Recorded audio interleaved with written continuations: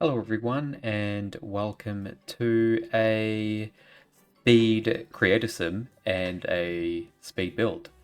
Um, Today I'm actually creating a new family for Majestic Valley. Um, and this family is basically going to be focused on writing and books, and eventually my plan for them is to open a bookstore for the world. Um, may contribute, depending on how much money they may contribute to the library, the eventual library or whatever, but just a foundation for a family that's eventually going to focus on, opening up the bookstore and stuff and the essential rabbit hole for a world, I guess. So it's a small family. So it's a young couple. Um, and the method that I'm using to create them is I can't remember exactly what it's called. It's the um, program where you can randomize a Sim's face, and you get thrown out a bunch of numbers, and then you can input those numbers into create a Sim. And I found that on Pleasant Sim's website. It's really handy. So yeah, basically I've made the first sim here, and pretty much I've done like a lot of randomizing. The only thing I really wanted to be uh, purposeful is her trait. So I wanted to make sure that she had the bookworm trait. I believe it's the bookworm trait that I wanted her to have. At least one where she actually, enjoys reading and writing. So, yeah, had to make sure she had that. So it actually made sense that um, this family will be focused on the writing aspect that I want and or need in the town, basically.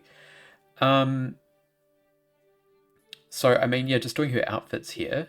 Her name ends up being Phoebe, and of course, I'm looking through all the kind of old styled outfits that I have.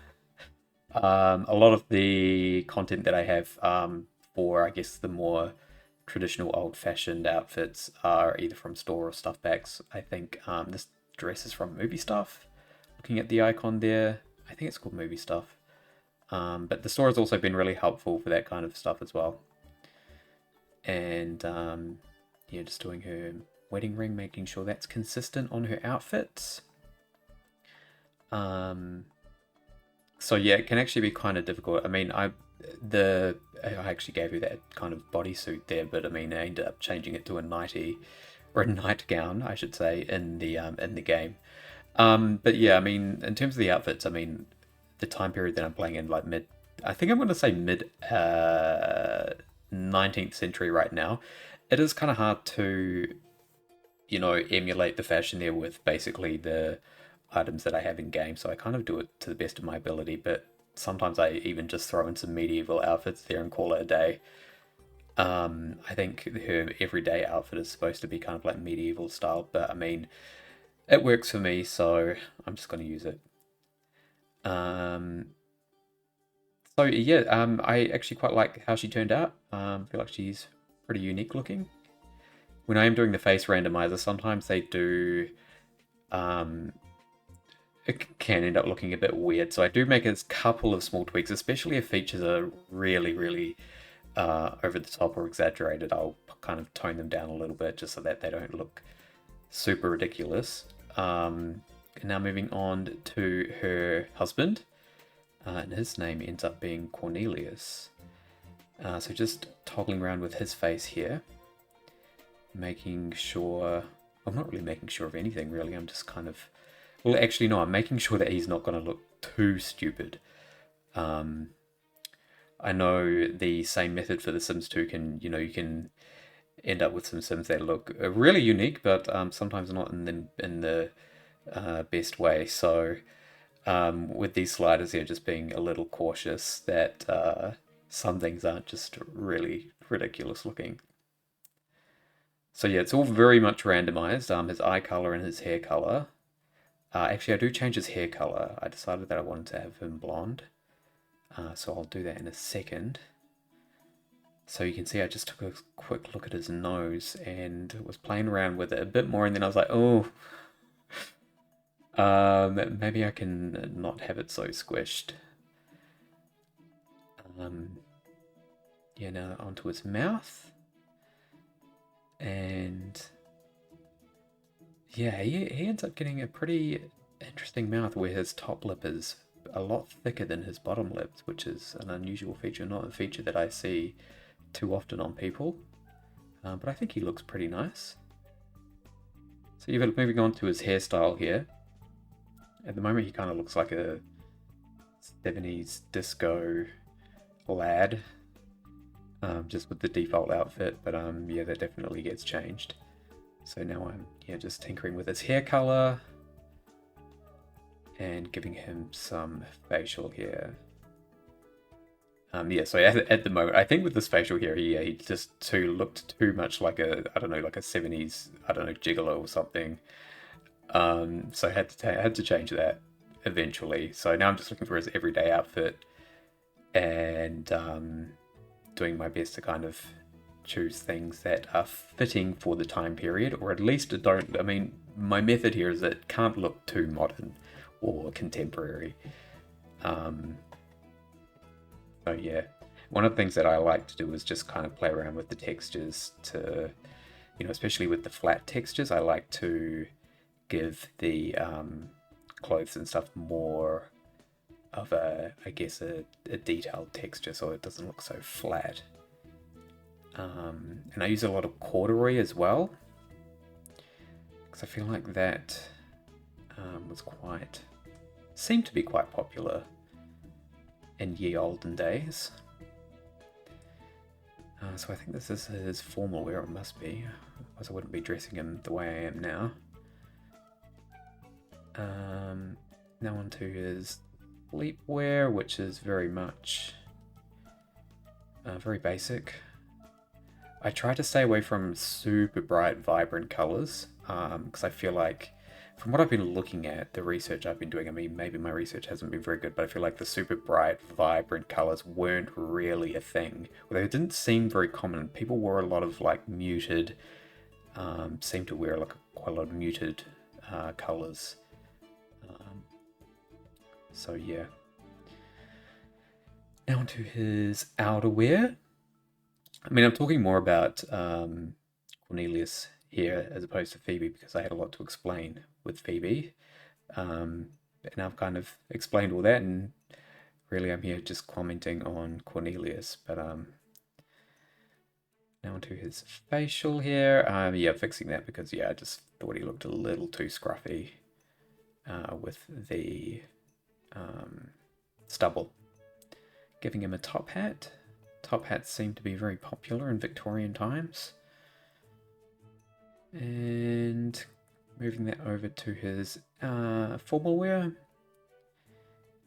And yeah, this is really annoying. So sometimes, I mean, especially if you unlock, if you have separate hairstyles for outfits, it kind of does the same for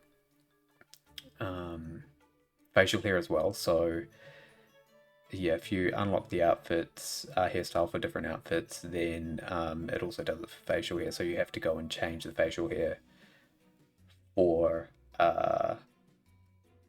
every outfit. And what I found, the way to avoid that is to do all the outfits and the facial hair first, and then change the hairstyle for the different outfits last.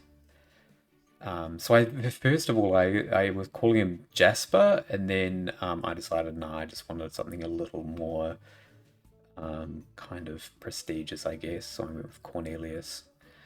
So I decided to give them 2 cats. And I did that because there are some cats in Majestic Valley right now, but they are nearing old age and haven't had a chance to breed. Well, one pair is bred and produced an offspring, or a kitten, but I mean, he's not a kitten anymore, who lives with Celestine. But I just needed some more cats in the world. So I decided to give them a couple of cats.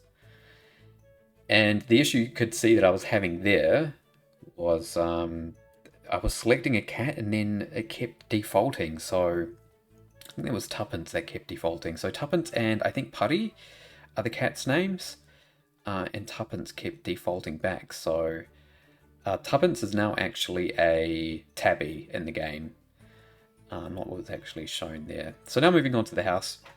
And of course, with their budget, I think they have 19,000 simoleons. So, as with all the families that start out, they don't get the most extravagant house. And like the Huntington family, I'm giving this household a kind of like a cottage that I actually found out the name of the cottages, like I said in the Huntington's build, that I tend to see a lot of these kind of cottages where I live. And they actually have a name in there called miners' cottages. So, a miner's cottage for the Huntingtons and a miner's cottage for the Scriven family, which is actually their surname. I don't think I said that, but their surname is Scriven. It's associated with, I think it's an English surname that's associated with writing. So it's kind of what all the surnames that I've given my families in this world are associated somewhat with their occupation.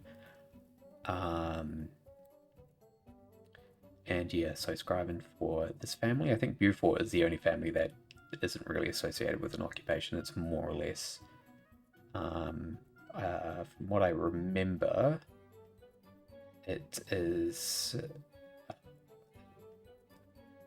like almost like an amalgamation of Beautiful Fort.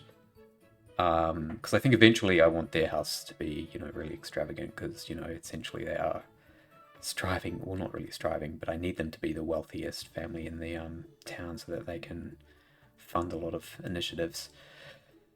All right, so continuing on with the house here and just doing some steps, coloring those, and I've put some rails on the steps, but then I take them off. And now I'm going with these. So I put the paneling on, or the siding, and then I decided that I wanted a side post. I think that's what those things are called, side posts. I think. Anyway, those white bits on the edges. Putting those on the house. And not on the foundation level though.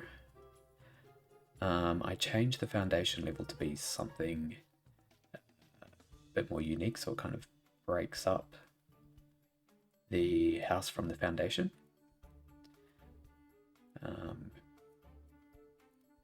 And just playing around with some textures here.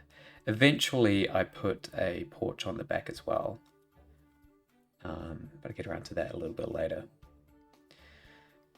So, what am I doing now? Oh yeah, here goes the back porch, and the same, oh there goes the save, the same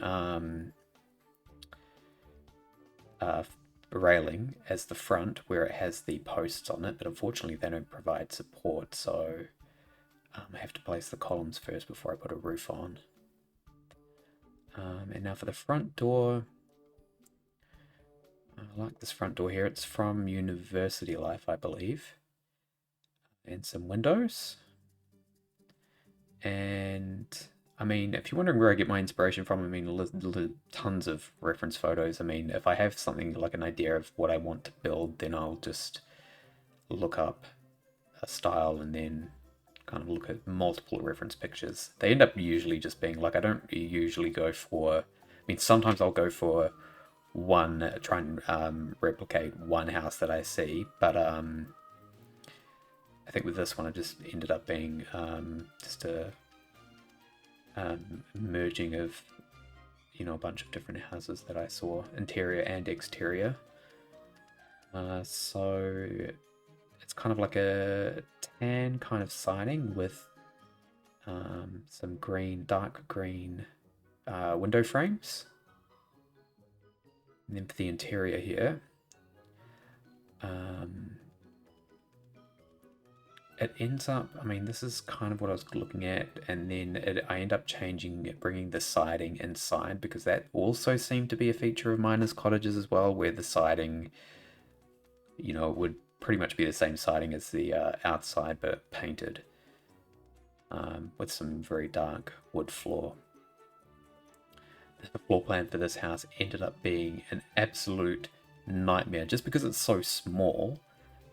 And I had to basically fit in the entire living quarters. And this has kind of been the struggle with all the houses, really, is that the families don't really start out with much money, so I'm having to cram a lot into one room, basically. And it seems that that's really the theme of building cottages, really. Now, I think I'm just kind of trying to figure it. Yeah, I placed the kitchen over on this side of the house by the front door. The issue ends up being that the window, I had to put, like if I put a counter, it'd be poking over the top of the window, and I don't like that. I don't like counters or sinks or anything to be poking above, sticking out above the window. So I moved it over to where it is now, but then I end up moving it again. Putting a sideboard underneath that window, a chair. Basically what I'm doing now is I'm just dumping all the furniture that I want in the house. What I do in The Sims 3 is I tend to just dump everything that I need and then do the recolors last. Whereas in other games, particularly in Sims 2, I will recolor stuff as I go. But Sims 3, I guess with creative style being the beast that it is, it can be a bit faster to just kind of do it all at once as opposed to trying to load it all up at each time you place an object. So those two little notepads that you saw me put on the sideboard are the scribbling pads, and it allows Sims to write books without a computer, and that's on Mod The Sims. I can't remember the author of that mod, so apologies to them, but I believe it's called Scribbling Pad and it is on Mod The Sims. Here I'm placing a desk, but then I quickly realized that I was reaching the limit. I mean, I don't want them being dirt poor. They do need some money to buy groceries and, have some money in reserve. Because when I won't be playing them, they'll be heading to the market and buying stuff and they'll need money for that. So I started kind of panicking here.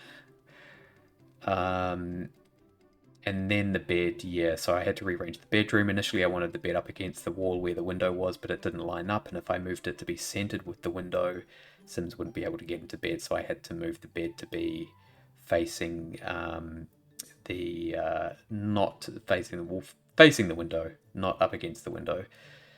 And doing some lights here. These lights aren't very good. I do apologize that the lighting isn't very good at the moment. I mean, I like the moody lighting in The Sims 3. I don't mind that it's dark in some builds. And I know that can kind of frustrate some people, and some people place like a lot of the debug lights. I feel like I sometimes I use the debug lights for community lots. But for the houses, I do like the lighting to be kind of moody and kind of dark and mysterious. So, yeah, I'm sorry if you don't like that. But, yeah, it's just one of the features of Sims 3 that I tend to like. So here is a laundry basket. And I actually forgot to recolor the toilet and the bath, but I do that later on, so you don't see it in this video. So now I'm just recoloring the interior furniture. Get rid of that chair because I realized it was so expensive. Got a much cheaper one that kind of looked old-fashioned. And the sofa, and now the fireplace. Moving on to the dining table and chairs. And now the kitchen, so the counters. Oh no, back to the table. Now onto the stove. And it's actually really hard to remember what I actually do next, and because it's going so fast, I can't, it's just hard to keep up. But now onto the counters and the sink. Pretty much, yeah, this is the only sink really that is fitting for the time period, in my opinion anyway. I think there's one more that might be fitting, but it is actually quite expensive, so every household in my town right now has that one sink, just recolored slightly, so they can't get jealous of each other's sinks because they all have the same one. All right, moving on to the bedroom, and I think this is the first household that actually has a dresser. I do need to get a dresser for the Beauforts because, yeah, dressers are quite important. Anyway, so the build is finished. Here's looking at the living room, and you can see the Sims in there already. And we've got the bedroom, so very, very basic. And the exterior. So if you like this video, be sure to give me a thumbs up and a subscription. It's very encouraging and much appreciated. And if you want to see me play this household, I will be doing that on the next stream, where I kind of go into more detail about the Sims traits and all that kind of stuff. Thanks very much for watching, and I will see you in the next video.